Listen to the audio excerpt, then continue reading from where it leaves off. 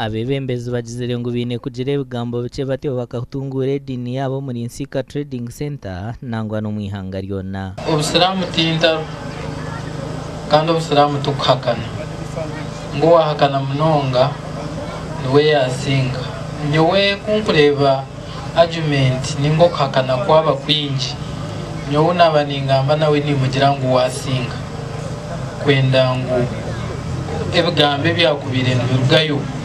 koma bwejo yabine muzigiti musanju hati yase muzigiti manana twino kushemerwa kwango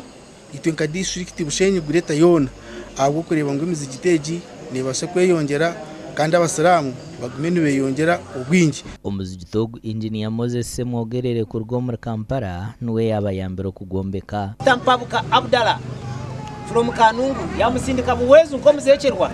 noreba ngo ruhanga hino kuyamutumire na ukurga Kanungu kiza kombe cyarabanya buwezu yamunsindikira nangwa ne sente zindi nuwe yabire nazindetera atkunabwi inogu wari yagwo kubabize munonga kugire mirumo twaguma tukwatagana tiyatubera mushinja mubi twareba twahika kugumana kutwaguma zire na sitama nawe yambuza ati mwene sho mushomesa kuturataho mushomesa naza kurara izo kumupangisiza tukoraki twataye ibishenge bibiri byo mushomesa nawe twabyombekera byagizire ki abebembezi ba Nsika Trading Center nabo bashyiraho mukorogo kandi baragana isoko hamwe yenda kusima abebembezi banyu abagezeho gukora namani kurangu ubuziramu bwataho mu ruwejo amashemererwa mingi munonga kurangu twafuna muziki tugitogu tutambura kuruga kuzanya kambu